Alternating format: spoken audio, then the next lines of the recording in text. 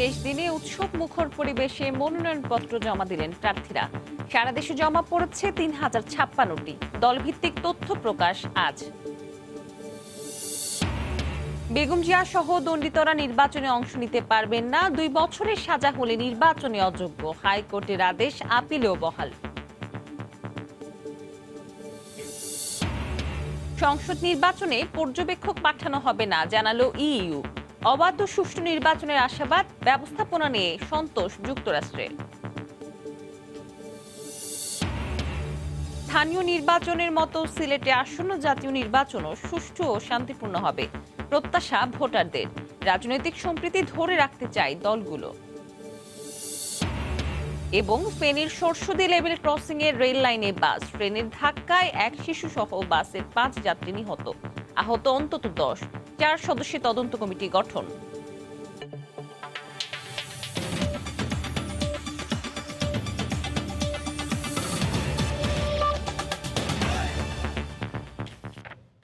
দেখছিলেন শিরোনাম। বাংলা সময়ের সঙ্গে আছি আমি মৌসুমী মৌ। একাদশ জাতীয় সংসদ নির্বাচনে মনোনয়নপত্র জমা দেওয়ার শেষ দিনে উৎসব মুখর পরিবেশে ঢাকার 20টি আসনের মনোনয়নপত্র জমা দিলেন মহাজোট প্রার্থীরা। লেভেল প্লেইং ফিল্ড নিশ্চিত হয়েছে দাবি করে সব দলের অংশগ্রহণে অবাধ ও সুষ্ঠু নির্বাচন হবে বলে আশা করেন তারা। বলেন, নৌকা প্রতীকে ভোট দিয়ে দেশবাসী আবারও আওয়ামী লীগকে জয় করবে। মনোনয়নপত্র জমা দেওয়ার শেষ দিন, তাই সকাল থেকে কর্মব্যস্ত ঢাকা জেলা রিটার্নিং কর্মকর্তার কার্যালয় এবং ঢাকা বিভাগীয় কমিশনারের কার্যালয়। এই দুই কার্যালয়ে ঢাকার 20টি সংসদীয় আসনে নির্বাচনে অংশ নিতে মনোনয়নপত্র জমা দেন আওয়ামী লীগ প্রার্থীরা। সকাল 10টার পর ঢাকা 10 আসনে আওয়ামী লীগের প্রার্থী ব্যারিস্টার শেখ ফজলে নূর তাপস, ঢাকা 11 আসনের AKM রহমতুল্লাহ, ঢাকা 13 থেকে সাদেক খান, ঢাকা 14 থেকে আসলামুল হক, ঢাকা 16 আসনে ইলিয়াস উদ্দিন মোল্লা এবং ঢাকা 18 আসনের অ্যাডভোকেট সারা খাতুন মনোনয়নপত্র জমা দেন। ঢাকা 17 আসনে জাতীয় পার্টির চেয়ারম্যান হুসাইন মোহাম্মদ এরশাদের পক্ষে মনোনয়নপত্র জমা দেন দলের প্রেসিডিয়াম সদস্য SM ফয়সাল চিশতি। নির্বাচনে লেভেল প্লেইং ফিল্ড সৃষ্টি হয়েছে দাবি করে নিরপেক্ষ ও অংশগ্রহণমূলক নির্বাচনের আশা প্রকাশ করেন প্রার্থীরা। নির্বাচন কমিশনই সকল ক্ষমতার কেন্দ্রবিন্দু এবং তারাই সকল ক্ষমতা প্রয়োগ করে থাকেন। সেখানে একজন শুধু নামে বাস্তে জাতীয় সংসদ সদস্য হিসেবে আমরা কার্যকর আছি, কিন্তু ভূমিকা বা কার্যকারিতায় তেমন কিছুই আমাদের নেই। অন্যদিকে ঢাকা রিটার্নিং অফিসের কার্যালয়ে মনোনয়নপত্র জমা দেন ঢাকা 2 আসন থেকে মহাজোটের প্রার্থী খাদ্যমন্ত্রী অ্যাডভোকেট কামরুল ইসলাম, ঢাকা 20 আসনের বেনজির আহমেদ। নির্বাচন বানচালের ষড়যন্ত্র সফল হবে না জানিয়ে তারা বলেন, উৎসবমুখর পরিবেশে নির্বাচন হবে এবং সেই নির্বাচনে আওয়ামী লীগই জয়ী হবে। নির্বাচনকে প্রশ্নবিদ্ধ করার জন্য যতই চেষ্টা করা হোক না কেন, জনগণ স্বতঃস্ফূর্তভাবে এবং অত্যন্ত গ্রহণযোগ্য এবং সবার কাছে গ্রহণযোগ্য একটা নির্বাচন ইনশাল্লাহ অনুষ্ঠিত হবে যথাসময়ে। মনোনয়নপত্র জমা দেওয়ার শেষ দিনে রিটার্নিং কর্মকর্তার কার্যালয়ে এলাকায় জোরদার করা হয় নিরাপত্তা ব্যবস্থা। তফসিল অনুযায়ী মনোনয়নপত্র বাছাই হবে 2 ডিসেম্বর আর প্রার্থিতা প্রত্যাহারের শেষ দিন 9 ডিসেম্বর। ফেরদৌস লিপি, সময় সংবাদ, ঢাকা। বিএনপি জঙ্গিদেরও মনোনয়ন দিয়েছে বলে অভিযোগ করেছেন আওয়ামী লীগের সাধারণ সম্পাদক ওবায়দুল কাদের। গতকাল বিকেলে রাজধানী ধানমন্ডিতে দলীয় সভাপতির কার্যালয়ে এক সংবাদ সম্মেলনে তিনি এই কথা বলেন। আওয়ামী লীগ মনোনীত প্রার্থীদের বিরুদ্ধে বিক্ষোভ করলে তাদের দল থেকে বহিষ্কার করা হবে বলে আবারও হুঁশিয়ারি উচ্চারণ করেন ওবায়দুল কাদের। আমাদের দলের পক্ষ থেকে ইলেকশন মনিটরিং করার জন্য আমাদের এক্সপেরিয়েন্স 4-5 জন নেতা নির্বাচন পরিচালনার সঙ্গে যুক্ত থাকবেন। জামাত ঐক্য ফ্রন্টেরই অংশ। জামাত কাকে মনোনয়ন দিল, ঐক্য ফ্রন্ট কাদের দিল, তাদের তো এই ব্যাপারে আদর্শের কোনো বিষয় নেই। আমরা বলতে পারি আমাদের দল থেকে আমরা এ ধরনের কোনো মনোনয়ন আমরা দিইনি। বিএনপি জঙ্গিবাদের পৃষ্ঠপোষক। যারা জঙ্গিবাদের পৃষ্ঠপোষকতা করে তারা জঙ্গিকে মনোনয়ন দেবে, এতে অবাক হওয়ার কিছু নেই। এদিকে একাদশ জাতীয় সংসদ নির্বাচনের জন্য রিটার্নিং কর্মকর্তার কার্যালয়ে বিএনপি ও 20 দলীয় জোট সহ ঐক্যফ্রন্ট প্রার্থীরাও মনোনয়নপত্র জমা দেন। আন্দোলনের অংশ হিসেবে নির্বাচনে অংশ নেওয়ার কথা জানিয়ে জাতীয় ঐক্যফ্রন্ট ও 20 দলীয় জোটের প্রার্থীরা ধানের শীষ প্রতীকে জয়ী করার প্রত্যয় ব্যক্ত করেন। মনোনয়নপত্র জমা দেওয়ার শেষ দিন বুধবার সকালে ঢাকা বিভাগীয় কমিশনারের কার্যালয়ে এভাবেই ঢাকা 13 আসনের প্রধান দুই প্রতিদ্বন্দ্বী আওয়ামী লীগের সাদেক খান ও বিএনপির আব্দুস সালাম একই সঙ্গে মনোনয়নপত্র জমা দেন। এ সময় বিএনপি প্রার্থী সুষ্ঠু নির্বাচনী পরিবেশের দাবি জানান। আমি আশা করব যে নির্বাচন কমিশন আজকে থেকে অন্তত আমার নির্বাচনী এলাকায় এমন কোনো পরিবেশ সৃষ্টি করবে না যাতে আমার কর্মীরা মাঠে নামতে ভয় পায়। ঢাকা মেট্রোপলিটনের অন্তর্ভুক্ত ঢাকা 4 থেকে 18 পর্যন্ত 15টি আসনে বিএনপি ও 20 দলের শরিক সহ ঐক্যফ্রন্টের প্রার্থীরা বিভাগীয় কমিশনারের কার্যালয়ে তাদের মনোনয়নপত্র জমা দেন। এ সময় ঢাকা 12 থেকে সাইফুল আলম নীরব সহ বিভিন্ন আসনে বিএনপির নেতারা মনোনয়ন জমা দেন। একই সময় ঢাকা 15 থেকে ডাক্তার শফিকুর রহমান ও ঢাকা 18 থেকে সাইফুদ্দিন আহমেদ 20 দলের হয়ে মনোনয়ন জমা দেন। এছাড়া ঐক্যফ্রন্ট থেকে মনোনয়নপত্র দাখিল করেন ঢাকা 6 সুব্রত চৌধুরী, ঢাকা 7 মোস্তফা মহসিন মন্টু ও ঢাকা 12 থেকে মোজাম্মেল হক। 20%ও যদি ফেয়ার ভোট হয় তাহলে বিএনপির জয়কে কেউ আটকায় রাখতে পারবে না। প্রত্যেকের ভোট দেওয়ার সুযোগটা পাক এবং সাধারণ মানুষের পক্ষে সরকার গঠিত হোক। যদি জনগণের ভোট দেওয়ার পরিবেশ তৈরি হয় তবে জনগণ এই পরিবর্তন চায়।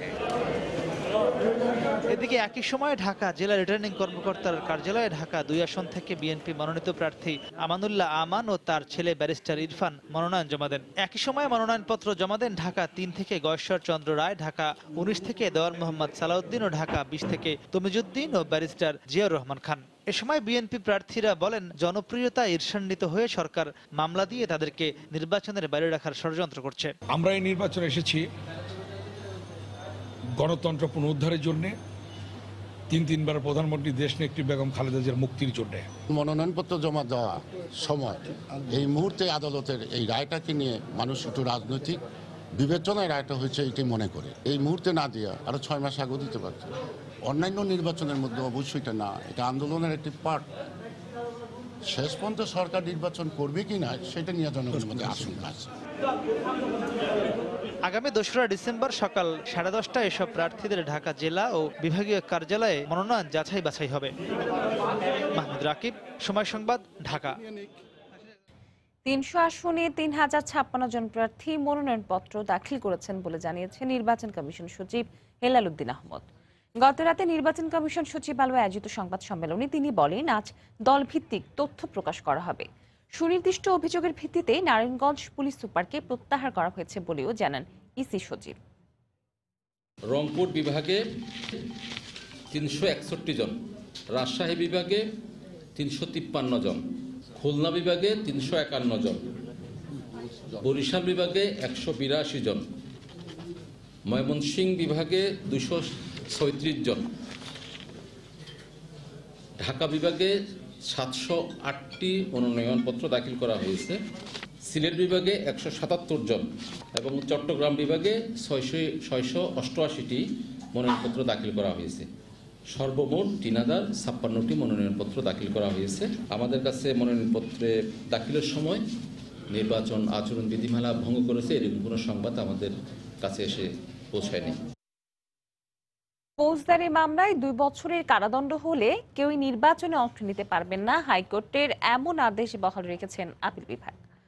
হাইকোর্টের আদেশের বিরুদ্ধে বিএনপির এক নেতার আবেদনের পরিপ্রেক্ষিতে এই আদেশ দেন আপিল বিভাগ।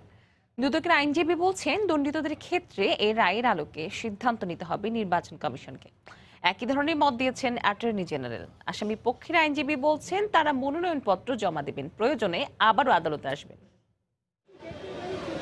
নৈতিক স্খলনের মতো ফৌজদারি অপরাধে 2 বছরের বেশি সাজা হলেই তিনি নির্বাচনের অযোগ্য। মঙ্গলবার এই আদেশ দিয়েছিলেন দেশের উচ্চ আদালত। এই আদেশের বিরুদ্ধে ওই দিন আপিল বিভাগে আবেদন করেন বিএনপি নেতা ডাক্তার এজেডএম জাহিদ হোসেন। বুধবার এই আবেদনের শুনানি হয় প্রধান বিচারপতির নেতৃত্বে আপিল বিভাগের 7 সদস্যের বেঞ্চে। শুনানি শেষে আদালত এ বিষয়ে কোনো আদেশ দেননি, ফলে নির্বাচনের প্রার্থিতা নিয়ে হাইকোর্টের আদেশই বহাল থাকে।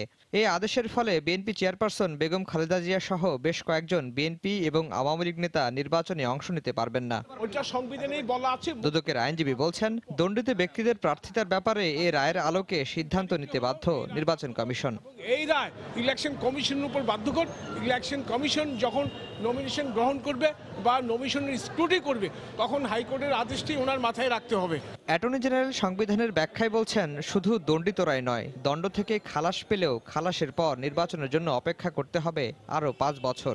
যদি ইতিমধ্যে তারা মুক্ত হয়ে যান, অর্থাৎ খালাসও হন, তবুও তাকে 5 বছর কাল অপেক্ষা করতে হবে নির্বাচনে অংশগ্রহণ করার জন্য। এটা খালেদা জিয়ার জন্য এই বিধান নতুন করে সংযোগ করা হয়নি। সুতরাং যারা এই কথা বলে তারা সঠিক কথা বলে না। এদিকে আসামিপক্ষের আইনজীবী জানান, রায় যাই হোক, দণ্ডিতরা মনোনয়নপত্র জমা দিতে পারবেন। রিটার্নিং কর্মকর্তার সিদ্ধান্তের আলোকে পরবর্তী পদক্ষেপ নেওয়ার কথাও জানান তিনি। পারবেন কি পারবেন না এটা রিটার্নিং অফিসারের jurisdiction, returning officer will decide. Returning অফিসারের ডিসিশনের এগেনস্টে আপিল আছে বিফোর ইলেকশন কমিশন, দেয়ারআফটার হাইকোর্ট আছে, সুপ্রিম কোর্ট আছে। It's a long way to go. উভয় পক্ষের আইনজীবীরা বলছেন, সর্বোচ্চ আদালতের এই আদেশটি পুনর্বিবেচনা চাওয়ার সুযোগ রয়েছে। দণ্ডিত ব্যক্তিদের মনোনয়নপত্র বাতিল হলে তারা পুনরায় হাইকোর্টের প্রতিকার চাইতে পারবেন। আফজাল হোসেন, সময় সংবাদ, ঢাকা। নির্বাচন থেকে দূরে রাখতে বেগম খালেদা জিয়াকে সাজা দেওয়া হচ্ছে বলে মন্তব্য করেছেন বিএনপি মহাসচিব মির্জা ফখরুল ইসলাম আলমগীর। তিনি বলেন, একাদশ জাতীয় সংসদ নির্বাচনে জয়ের মাধ্যমে বেগম খালেদা জিয়াকে মুক্ত করা হবে। আজ সকালে সৈয়দপুর বিমানবন্দরে সাংবাদিকদের একথা বলেন তিনি। বেগম জিয়ার কথা বলতে গিয়ে আবেগ আপ্লুত হয়ে পড়েন মির্জা ফখরুল। বাংলাদেশের সবচেয়ে জনপ্রিয় নেত্রী, তাকে বাদ দিয়ে একটা জাতীয় নির্বাচন অনুষ্ঠিত হচ্ছে। গোটা ষড়যন্ত্রই শুরু হয়েছে আপনার বিএনপিকে এবং দেশনেত্রী বেগম খালেদা জিয়াকে রাজনীতি থেকে দূরে সরিয়ে রাখার। তারই অংশ হিসেবে এই আদেশ, এই রায় হয়েছে। যতই সরকার চেষ্টা করুক আমাদেরকে নির্বাচন থেকে দূরে সরিয়ে দেওয়ার, আমরা নির্বাচন থেকে দূরে সরে যাব না। আমি আশা করছি যে বগুড়া 6 থেকে আমি নির্বাচন করব দেশনেত্রী বেগম খালেদা জিয়ার নামে। এবং আজকে এই ফর্মের সই করতে গিয়ে আমি অত্যন্ত ভারাক্রান্ত হয়েছি, আমার নেতারা ভারাক্রান্ত হয়েছে।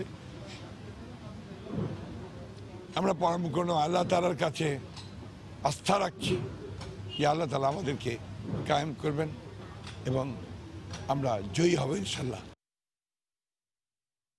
এদিকে রাজধানীর মতো গতকাল দেশের বিভিন্ন স্থানে মনোনয়নপত্র জমা দিয়েছেন বিভিন্ন দলের প্রার্থীরা। নির্বাচনী আচরণবিধি মেনে শান্তিপূর্ণভাবে মনোনয়নপত্র জমা দেন তারা। আইন শৃঙ্খলা রক্ষায় মোতায়েন করা হয়েছে অতিরিক্ত পুলিশ। ব্যুরো রিপোর্টার ও জেলা প্রতিনিধিদের পাঠানো তথ্য ছবিতে দেখুন রিপোর্ট। বুধবার ঝালকাঠিতে মনোনয়নপত্র জমা দেন আওয়ামী লীগের হেভিওয়েট প্রার্থী আমির হোসেন আমু। ঝালকাঠি 2 আসনে বিএনপি প্রার্থী ইশরাত সুলতানা ইলেন ভুট্টোর পক্ষে মনোনয়নপত্র জমা দেন দলীয় নেতাকর্মীরা। ভোলায় দলীয় নেতাকর্মীদের সঙ্গে নিয়ে রিটার্নিং কর্মকর্তার কার্যালয়ে মনোনয়নপত্র জমা দেন আওয়ামী লীগের উপদেষ্টা পরিষদের সদস্য তোফায়েল আহমেদ। অত্যন্ত নিষ্ঠার সাথে, সততার সাথে, নিরপেক্ষভাবে নির্বাচন কমিশন দায়িত্ব পালন করে চলেছে। চট্টগ্রাম 9 আসনে মনোনয়নপত্র জমা দেন আওয়ামী লীগ প্রার্থী মহিবুল হাসান চৌধুরী নওফেল। একই সময় বিএনপির কেন্দ্রীয় নেতা আমির খসরু মাহমুদ চৌধুরী মনোনয়নপত্র জমা দেন। সুষ্ঠু নির্বাচনের কথা যার আওয়ামী লীগ যদি বলে, এর থেকে হাস্যকর কিছু আর হতে পারে না বাংলাদেশে। নির্বাচন কমিশন এবং সরকারি কর্মকর্তাদের ব্যবহার করে জনগণকে বাইরে রেখে ক্ষমতা যাওয়ার যে প্রক্রিয়া চলছে, এটা জনগণের কাছে স্পষ্ট হয়ে গেছে। সিলেটে মনোনয়নপত্র জমা দেন আওয়ামী লীগ প্রার্থী নুরুল ইসলাম নাহিদ। একই সময়ে অর্থমন্ত্রী আবুল মাল আব্দুল মুহিতকে নিয়ে সিলেট 1 আসনে মনোনয়নপত্র জমা দেন তার ভাই আওয়ামী লীগ প্রার্থী ডক্টর AK আব্দুল মোমেন। কর্মী সমর্থকদের নিয়ে রিটার্নিং কর্মকর্তার কার্যালয়ে মনোনয়নপত্র জমা দেন ব্রাহ্মণবাড়িয়া 3 আসনে আওয়ামী লীগ মনোনীত প্রার্থী ম উবাইদুল মুক্তাদির চৌধুরী। পাশাপাশি বিএনপির কেন্দ্রীয় নেতা ব্যারিস্টার রুমিন ফারহানা সহ বেশ কয়েকটি দলের প্রার্থীরাও মনোনয়নপত্র জমা দেন। ভোটাররা আমাকে আবার পুনরায় নির্বাচিত করে তারা আমাকে জয়যুক্ত করবেন এবং তাদের খেদমত করার সুযোগ দিবেন। বিএনপি চেয়ারপারসন বেগম খালেদা জিয়ার পক্ষে বগুড়া 6 আসনে মনোনয়নপত্র জমা দেন দলীয় নেতাকর্মীরা। একই আসনে বিকল্প হিসেবে দলের মহাসচিব মির্জা ফখরুলেরও মনোনয়নপত্র জমা দেওয়া হয়। রংপুরে দলীয় নেতাকর্মীদের সাথে নিয়ে রিটার্নিং কর্মকর্তার কার্যালয়ে যান জাতীয় পার্টি নেতা মশিউর রহমান রাঙা। পরে রংপুর 3 আসনে পার্টির চেয়ারম্যান হুসেইন মোহাম্মদ এরশাদের পক্ষে মনোনয়নপত্র জমা দেন তিনি। পাশাপাশি রংপুর 1 আসন থেকে নির্বাচনের জন্য নিজের মনোনয়নপত্র জমা দেন। হুসেইন মোহাম্মদ এরশাদ এই রংপুর 3 আসন থেকে উনি প্রতিদ্বন্দ্বিতা করছেন। ওনার মনোনয়নপত্র আমি জমা দিলাম। কুমিল্লায় উৎসবমুখর পরিবেশে মনোনয়নপত্র জমা দেন আওয়ামী লীগ প্রার্থী প্রবীণ নেতা মুজিবুল হক। এছাড়াও আহমা মোস্তফা কামাল সহ বিএনপি প্রার্থীরাও মনোনয়নপত্র জমা দেন। কিশোরগঞ্জে আওয়ামী লীগের সভাপতিমণ্ডলীর সদস্য সৈয়দ আশরাফের পক্ষে মনোনয়নপত্র জমা দেন তার ভাই ডক্টর সৈয়দ মঞ্জুরুল ইসলাম সহ পরিবারের সদস্যরা। এছাড়া দেশের অন্যান্য সংসদীয় আসনগুলোতেও মনোনয়নপত্র জমা দেন বিভিন্ন রাজনৈতিক জোট ও দলীয় প্রার্থীরা। তৌফিক মাহমুদ, সময় সংবাদ। বাংলার সময় আরো থাকছে, শীতের শুরুতে নওগাঁয় শিশুরা আক্রান্ত হচ্ছে নিউমোনিয়া সহ বিভিন্ন রোগে। এক সপ্তাহে সদর হাসপাতালে চিকিৎসা দেওয়া হয়েছে 1000-এরও বেশি শিশুকে।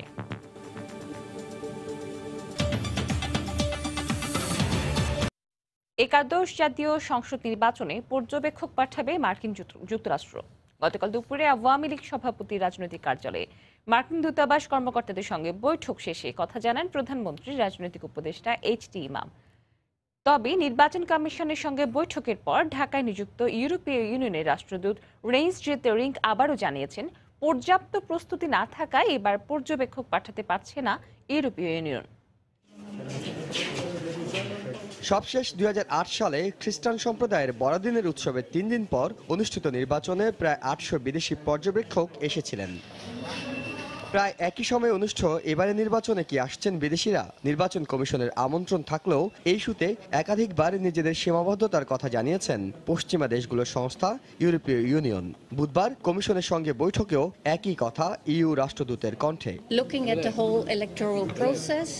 একটি পূর্ণ নির্বাচনী পর্যবেক্ষক দল পাঠাতে হলে বেশ কিছুদিন আগে থেকে প্রস্তুতি নিতে হয়। আমাদের কাছে অন্যান্য অংশীদার দেশগুলো থেকেও নির্বাচনী পর্যবেক্ষক পাঠানোর চাপ রয়েছে। ফলে অগ্রাধিকার ভিত্তিতে ইউরোপীয় ইউনিয়ন হেডকোয়ার্টার বাংলাদেশের নির্বাচনে পর্যবেক্ষক না পাঠানোর সিদ্ধান্ত নিয়েছে। বাংলাদেশের নির্বাচনে অংশ নিচ্ছে সবগুলো রাজনৈতিক দল। আমরা আশা করি এই নির্বাচন অবাধ ও সুষ্ঠুভাবে সম্পন্ন হবে।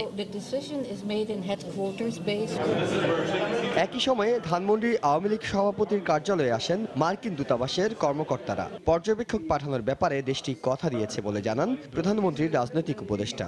আমাদের মাননীয় প্রধানমন্ত্রী, আমাদের জননেত্রী শেখ হাসিনা, দলের সভাপতি, তিনি যে নির্বাচন সম্পর্কে যে সমস্ত কথা বলেন, এই আদর্শগুলোই আমেরিকানরাও ধারণ করেন। তাদের সঙ্গে আমাদের মতের যথেষ্ট মিল আছে। গণতান্ত্রিক পরিবেশ সৃষ্টিতে আমরা সকলেই একসঙ্গে কাজ করব। আমেরিকা থেকে অনেক অবজারভার আসবেন। আমরা তাদের কাছে বলেছি যে দেখো, অবজারভাররা যেখানে যাবেন তাদের নিরাপত্তা বিধান করা আমাদের দায়িত্ব। তারা বলছেন যে বাংলাদেশে অবজেক্টিভ ভালো পরিবেশ বিরাজ করছে। নির্বাচনে সব দলের অংশগ্রহণকে মার্কিন কর্মকর্তারা ইতিবাচক হিসেবে দেখছেন বলেও জানান এইচ.টি. ইমাম। যত রকমের ইহসান জুয়েল, সময় সংবাদ, ঢাকা। সিলেটের রাজনৈতিক সম্প্রীতি দীর্ঘদিনের। 2013-14 সালেও ছিল না ব্যতিক্রম। নির্বাচনেও রাজনৈতিক সম্প্রীতি ধরে রাখে প্রধান দুই দল। এতে গত কয়েক বছরে এই অঞ্চলের সবগুলো স্থানীয় নির্বাচন অনুষ্ঠিত হয়েছে অবাধ, সুষ্ঠু ও শান্তিপূর্ণভাবে। আসন্ন জাতীয় সংসদ নির্বাচনে অতীতের ধারাবাহিকতা চান ভোটাররা। আব্দুল্লাহ হাদির রিপোর্ট, ছবি তুলেছেন দিগেন সিংহ। কমাস আগে হয়ে গেছে সিলেট সিটি কর্পোরেশন নির্বাচন।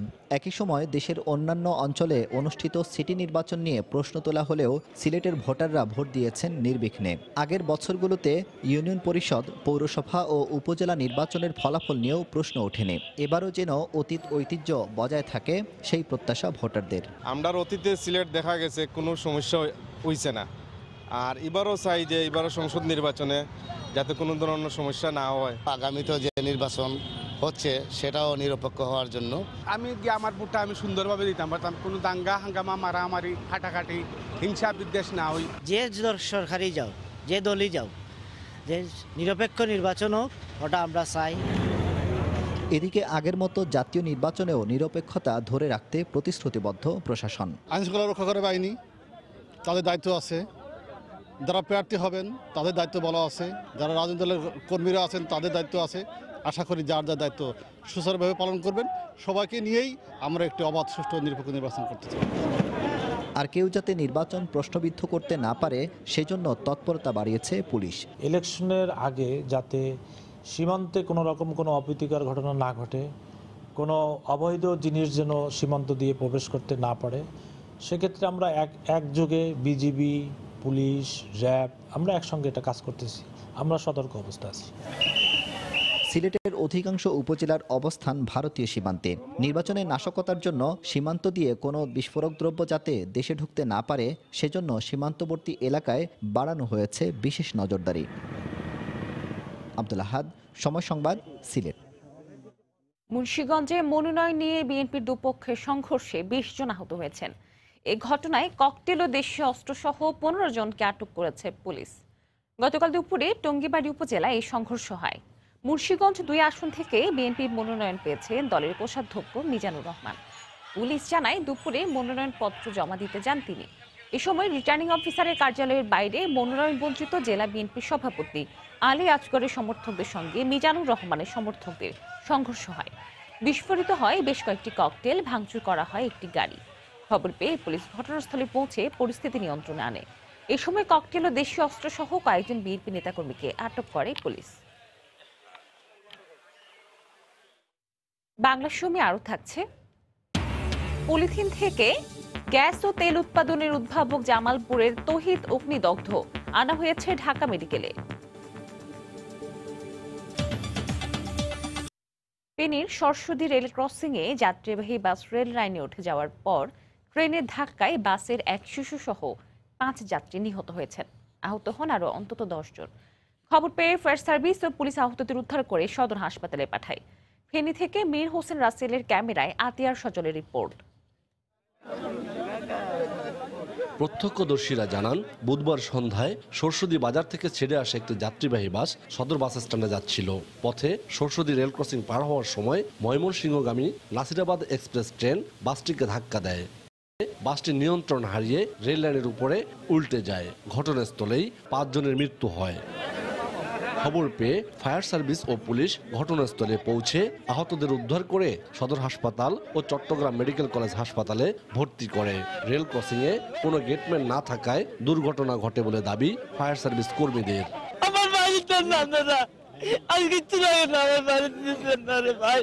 অনেক লোক এখানে প্রত্যেক বছর 2-1 ঘটনা এখানে হয়। 4 জন লোক মৃত অবস্থায় পাইছি।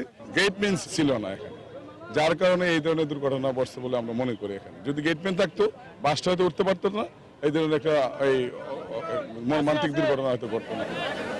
ঘটনা তদন্তে চট্টগ্রাম বিভাগীয় রেলওয়ে কর্তৃপক্ষের পক্ষ থেকে 4 সদস্য বিশিষ্ট একটি কমিটি গঠন করা হয়েছে। আতিয়ার সজল, সময় সংবাদ, ফেনী। শীতের শুরুতে নওগাঁয় আশঙ্কাজনকভাবে বেড়েছে শিশু নিউমোনিয়া, পেটের পীড়া ও ব্রঙ্কাইটিস রোগ। গত 1 সপ্তাহে প্রায় 1000 শিশুকে সদর হাসপাতালে চিকিৎসা দেওয়া হয়েছে। এছাড়া হাসপাতালে ভর্তি হয়েছে 100-র বেশি শিশু। হঠাৎ রোগের চাপ সামাল দিতে হিমশিম খাচ্ছে হাসপাতাল কর্তৃপক্ষ। বিশেষজ্ঞরা বলছেন, বিরূপ আবহাওয়ার কারণে বেড়েছে শিশু রোগের প্রকোপ। নওগাঁ প্রতিনিধি এমআর রকির রিপোর্টে বিস্তারিত। সন্ধ্যা থেকে শীতের হিমেল হাওয়ার সাথে সকাল পর্যন্ত হালকা কুয়াশা পড়ছে নওগাঁয়, আর দিনের আলো বাড়ার সাথে বাড়ছে রোদের প্রখরতা।